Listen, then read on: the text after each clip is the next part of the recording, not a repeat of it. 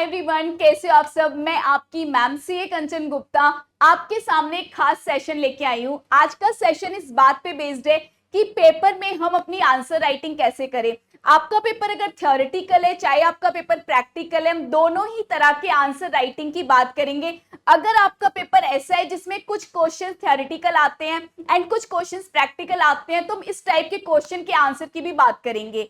इस particular session में आपको प्रॉपर एक फॉर्मेट बताऊंगी जिसके थ्रू आप अपने सभी प्रैक्टिकल क्वेश्चन सॉल्व कर सकते हो।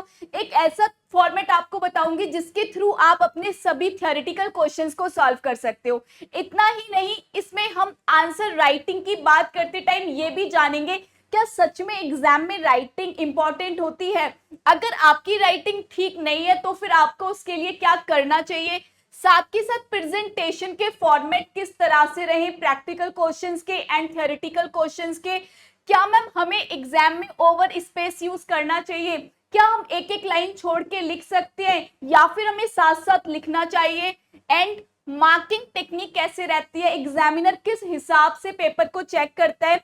क्या हमारा आधा क्वेश्चन गलत है, क्या वो हमें मार्क्स देगा, पूरे मार्क्स मिलेंगे, कैसे मिलेंगे, ये सारी बातें।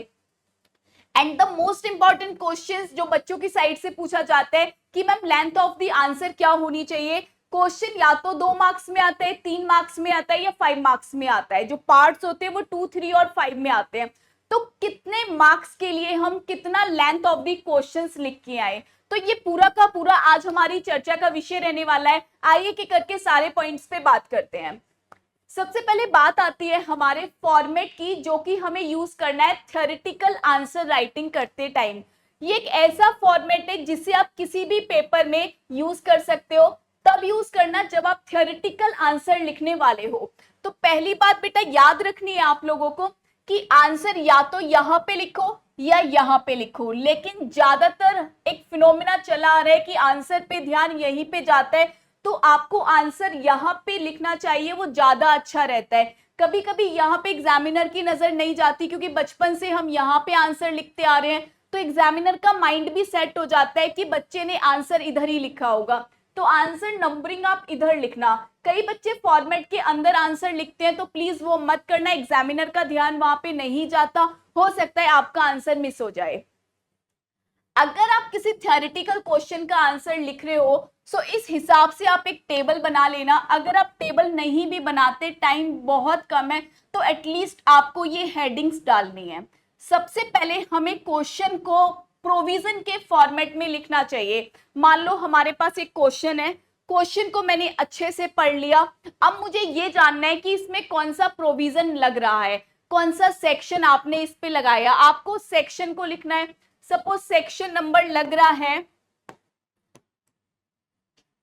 तो आपको शुरू करना है एज पर सेक्शन नंबर, जो भी लग रहा है उस सेक्शन को आपको यहाँ पे लिखना है। मैम इनकेस अगर हम सेक्शन भूल गए हैं तो आप यूज कर सकते हो as per relevant section. As per relevant section आप ये वर्ड लिख के भी अपने प्रोविजन को शुरू कर सकते हो, और अच्छे से अपना प्रोविजन आपको डिफाइन करना है। आप आराम से 6 से 7 लाइन यहाँ पे यूज कर सकते हो प्रोविजन को डिफाइन करने के लिए। मैं वापस से बोलूंगी कितनी लाइन हमें प्रोविजन में लिखनी है, ये डिपेंड करता है कि क्वेश्चन कितने मार्क्स का पूछा गया है। अभी धीरे धीरे ये भी बात बताई जाएगी कि अगर 2 नंबर का क्वेश्चन है तो कितना प्रोविजन लिखे, 3 नंबर का क्वेश्चन है तो प्रोविजन में कितनी लाइन लिखनी है, और अगर 5 नंबर का प्रोविजन है तो कितनी लाइन लिखनी है। कुल मिला के सपोज मैं बात कर रही हूँ 5 मार्क्स के क्वेश्चन की, तो कम से कम 6 से 7 लाइन आप आराम से प्रोविजन में लिख सकते हो। जो भी उससे रिलेटेड प्रोविजन है सारी बातें यूज कर सकते हो। यहाँ पे छोटे छोटे आप फ्लो चार्ट्स भी बना सकते हो प्रोविजन समझाते टाइम। फिर बात आती है फैक्ट्स की। फैक्ट्स में आपको क्वेश्चन को रीडिजाइन किया करना चाहिए। क्वेश्चन को रीडिजाइन किया जाता है। रीडिजाइन करते टाइम आपके क्वेश्चन में जो भी बातें बोली गई हैं आप उसे अपनी लैंग्वेज में कम वर्ड्स में यहाँ पे लिखो। मैक्सिमम 2 to 3 लाइन ही आप यहाँ पर यूज करना, इससे ज्यादा नहीं। फिर एक्सप्लेनेशन की बात आती है। अब सपोज आपके क्वेश्चन में कोई ऐसा वर्ड आया है जिसका मीनिंग आपको पता है, आप एग्जामिनर को समझा सकते हो। जैसे रिलेटिव वर्ड आया तो रिलेटिव का क्या मतलब होता है, एजेंट वर्ड आया एजेंट का क्या मतलब होता है, जीरो रेटेड सप्लाई वर्ड आ गया, तो उसका क्या मतलब होता है? कुछ ऐसे वर्ड्स जो आप ढूंढ लो कि हाँ मैं ये एक्सप्लेन कर सकता हूं विद इन लाइन, और इससे एग्जामिनर पे एक अच्छा इंप्रेशन पड़ता है। साथ के साथ फिर लास्ट में आप लिखते हो एक कंक्लूजन, और कंक्लूजन मैक्स टू मैक्स आपको लिखना है 2 and 2.5 लाइन में, दैट्स इट। 2 या 2 से 2.5 लाइन के अंदर अंदर आपको कंक्लूजन लिखना है। कंक्लूजन लिखते टाइम आप कंक्लूजन की वर्डिंग्स स्टार्ट करोगे as per above provision and fact, we conclude that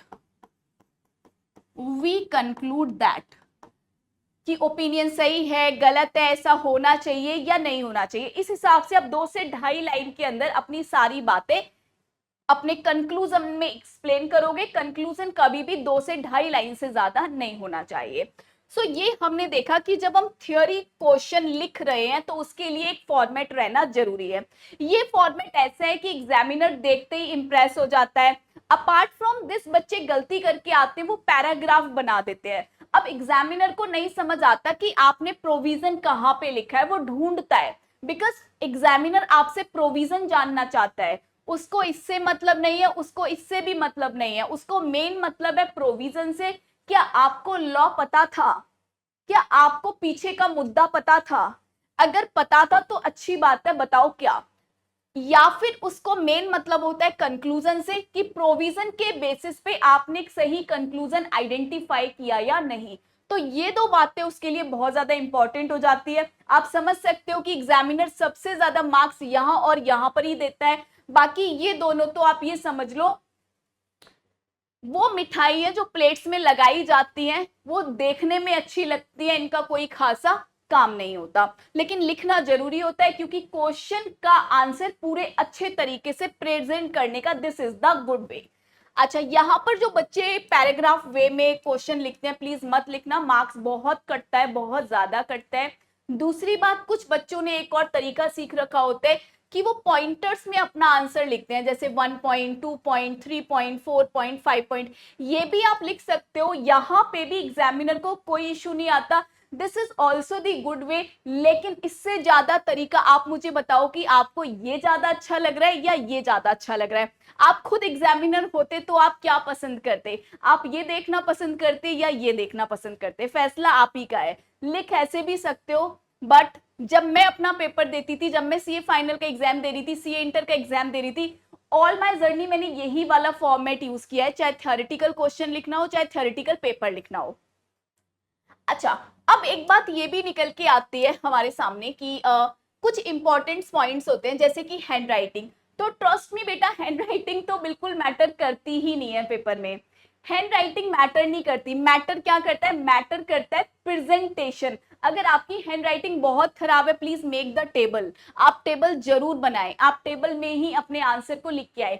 बस नीट एंड क्लीन लिखना। अगर राइटिंग खराब है तो आप अच्छे से एक एक लाइन का स्पेस देके भी लिख सकते हो। ऑनेस्टली स्पीकिंग, जब मैं अपना एग्जाम देती थी प्रोफेशनल लेवल पे, सीए फाइनल लेवल पे, जब मैं अपना पेपर दे रही थी, तो सीए फाइनल लेवल पे मैंने भी एक एक लाइन का गैप देके ही सारे पेपर लिखे हैं। इवन लॉ का पेपर, ऑडिट का पेपर, सारे पेपर मैंने 1 लाइन स्पेस में ही लिखे हैं। तो ये भी एक अच्छा तरीका होता है। ये तरीका मेरे टाइम पे मैंने सीखा था टॉपर्स की कॉपीज देख के, और अभी भी मैं काफी सारे टॉपर्स को ऑब्जर्व करती हूँ, वो इस मेथड को यूज करते हैं। साथ के साथ जब आप अपने क्वेश्चन को आइदर फॉर्मेट में लिख रहे हो या फिर आप पॉइंटर्स में लिख रहे हो, उसको आपको हाईलाइट जरूर करना है। इंपॉर्टेंट कीवर्ड्स को हाईलाइट जरूर कीजिए। साथ के साथ क्वेश्चन नंबर लिखना ना भूलें। Must follow sequence of the part. Suppose आपने क्वेश्चन नंबर 2 स्टार्ट किया, क्वेश्चन नंबर 2 के 3 पार्ट्स हैं, ए बी सी। तो आप प्लीज पहले ए बी सी पूरे कर लीजिए, तभी आप नेक्स्ट क्वेश्चन पे जाइए। आप बी पहले, ए बाद में सी, ये बिल्कुल कर सकते हो, कोई दिक्कत नहीं है। आप पार्ट्स में रीसफलिंग कर सकते हो, लेकिन ऐसे मत करना कि पहले क्वेश्चन नंबर 2 का ए पार्ट कर दिया, फिर क्वेश्चन नंबर 3 का बी पार्ट कर रहे हो। नहीं, पहले क्वेश्चन नंबर 2 के सारे पार्ट्स कंप्लीट करो, then switch to another question. एक क्वेश्चन और बच्चों के माइंड में आता है, क्या मैम ये कंपलसरी होता है कि हम पहले पहला ही क्वेश्चन करें? कतई नहीं बेटा, और करना भी नहीं चाहिए। पहले आप वो क्वेश्चन करो जो आपको सबसे ज्यादा अच्छे से आता है, because first impression is our last impression. तो हमेशा वो क्वेश्चन करो जो आपको सबसे ज्यादा अच्छे से आता है। एंड ध्यान दो, ये बात मैंने आपको बताई थी कि जब आप प्रोविजन लिख रहे हो तो बीच में you can try to make the flow chart, छोटे छोटे से फ्लो चार्ट्स आप यहाँ पे बना सकते हो, इससे आपकी प्रेजेंटेशन और भी ज्यादा अट्रैक्टिव लगेगी। अच्छा, कुछ बातें अब यहाँ पे सुनो, अगर आप प्रैक्टिकल क्वेश्चन का आंसर लिख रहे हो, so this is the best format जिसको आपको फॉलो करना है। Answer you can write here और here, but this is the best way जो मैंने आपको बताया, यहाँ पे लिखना ज्यादा अच्छा होता है। प्रैक्टिकल क्वेश्चन का आंसर लिखते टाइम हमेशा एक टेबल जरूर बनाओ। टेबल बनाने का टाइम नहीं है, तब भी ऐसा लगे कि आपने सीक्वेंस में आंसर को लिख रखा है, टेबल नहीं दिख रही है पर फिर भी फील टेबल जैसा ही आए। ऐसा नहीं एक लाइन इधर भाग रही है एक लाइन उधर, ऐसा नहीं होना चाहिए। अब जब भी आप टेबल बना रहे हो, I will suggest you, even I will mandatory to give the advice कि please make table. Practical question में टेबल बनाना बहुत ज्यादा जरूरी है। टेबल के ऊपर हेडिंग देना उससे भी ज्यादा जरूरी है। हेडिंग में आपको लिखना है व्हाट आर यू कंप्यूटिंग, आप क्या निकाल रहे हो। सपोज आप सैलरी इनकम निकाल रहे हो तो प्लीज लिखो कंप्यूटिंग दी सैलरी इनकम। पीजीवीपी निकाल रहे हो तो लिखो कंप्यूटिंग दी पीजीवीपी इनकम। यहाँ पे डेफिनेटली आप बताओ कि आप आखिरकार कैलकुलेट क्या कर रहे हो। अच्छा ठीक है मैम, अब जब आप कैलकुलेट कर रहे हो, इधर आप सारे अमाउंट्स लिखते चले जाओगे। एडजस्टमेंट में या तो आप ऐड करते हो या प्लस करते हो, जो भी आप एडजस्टमेंट डालते हो तो उसका रीजन देना कंपल्सरी है। ईच एंड एवरी स्टेटमेंट का रीजन देना बहुत जरूरी है कि आप इसे प्लस क्यों कर रहे हो, आप इसे माइनस क्यों कर रहे हो। एग्जामिनर जानना चाहता है why you are adding something, why you are deducting something, so it is must to give the reasons for every adjustment. अब एक चीज और जो बच्चे बहुत ज्यादा कंफ्यूजिंग होते हैं कि मैम हम हर रीजन के लिए वर्किंग नोट बनाएं क्या। सपोज मैम हम यहाँ पे कोई खर्चा डिसअलाउ हुआ है, जैसे कि डेप्रिसिएशन, हम उसे कर रहे हैं, तो डेप्रिसिएशन में तो यू ऑल नो दैट कि एक बड़ी सी कैलकुलेशन होती है। तो जहां पे कैलकुलेटिव रीजन है, जहां पे आपको कैलकुलेशंस करके रीजन पता लग रहा है, तो उसके लिए वर्किंग नोट बनाओ। अगर कैलकुलेशंस ज्यादा है, एक्सप्लेनेशंस ज्यादा है, तो उसके लिए आपको वर्किंग नोट बनाना है। लेकिन अगर आप प्लस माइनस कर रहे हो, उसके पीछे छोटा सा रीजन है, जैसे कि आपका कोई खर्चा डिसअलाउ हुआ, आप क्या करोगे, डिसअलाउ है तो ऐड करोगे। क्यों ऐड किया, क्योंकि उसकी वैल्यू 10,000 से ज्यादा कैश में पे हुई है, तो आप इजीली यहाँ पे ही लिख सकते हो the expenses is more than 10,000 rupees paid by cash. तो छोटे छोटे रीजंस आप साथ में डिफाइन कर दो। लेकिन अगर बड़ा रीजन है, कैलकुलेटिव रीजन है, तो डेफिनेटली आपको वर्किंग नोट बनाना है। आपको पता होना चाहिए वर्किंग नोट के अच्छे खासे मार्क्स होते हैं, तो जो भी आप यहाँ पे करोगे अच्छा खासा मार्क्स आपको मिलेगा। सो दिस इज द वे जिससे हम अपने प्रैक्टिकल क्वेश्चंस के आंसर लिखेंगे। ये टेबल बहुत हेल्पफुल रहेगी, इसको माइंड में रखना। एंड अब एक चीज और सुनो, पेपर में हमेशा स्टेप वाइज मार्किंग होती है, चाहे आप थियोरेटिकल पेपर का आंसर लिख रहे हो चाहे आप प्रैक्टिकल का, हमेशा मार्किंग स्टेप वाइज होती है। अगर आपने 3-4 एडजस्टमेंट सही कर दी तो आपको 3-4 का मार्क्स डेफिनेटली मिलेगा। सिमिलरली थियोरेटिकल क्वेश्चन में आपने कुछ प्रोविजन सही लिखा है तो उसका मार्क्स आपको डेफिनेटली मिलेगा। अच्छा, लेंथ कितनी रखे मैम, सबसे ज्यादा इंपॉर्टेंट क्वेश्चन जो आपको बहुत ज्यादा परेशान करता है, क्योंकि आपके सीएस एग्जीक्यूटिव लेवल पे 2 नंबर का भी क्वेश्चन आता है, 3 का भी आता है और 5 का भी आता है। अगर 2 नंबर का क्वेश्चन है तो आप स्ट्रेट फॉरवर्ड लिख दो। थ्योरेटिकल क्वेश्चन है, 2 नंबर का है, स्ट्रेट फॉरवर्ड लिख दो, आपको प्रोविजन, फैक्ट, एक्सप्लेनेशन, कंक्लूजन लिखने की जरूरत नहीं है। लेकिन अगर आपका क्वेश्चन 3 मार्क्स का है तो कम से कम आपको 4 to 8 लाइन लिखने हैं। 2 नंबर में 4 to 5 लाइन स्ट्रेट फॉरवर्ड चल जाएगा, लेकिन 3 मार्क्स में कम से कम आपको 5 से 8 लाइन, 5 से 7 लाइन लिखनी चाहिए।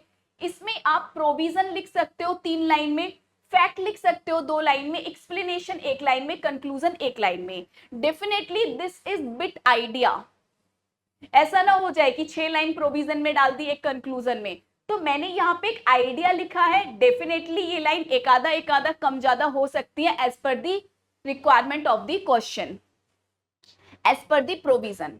नेक्स्ट, अगर मान लो क्वेश्चन 5 मार्क्स का है तो आप उसके लिए आराम से 8 से 12 लाइन लिख सकते हो। डेफिनेटली 8 से कम तो नहीं होनी चाहिए, क्योंकि वो 5 मार्क्स में पूछ रहा है तो कुछ तो पूछ ही रहा होगा आपसे, तो कम से कम आप 8 से 12 लाइन लिखोगे, जिसमें प्रोविजन कम से कम आप 5 से 6 लाइन में लिखो, अच्छे से डिटेल में प्रोविजन आप डिफाइन करो।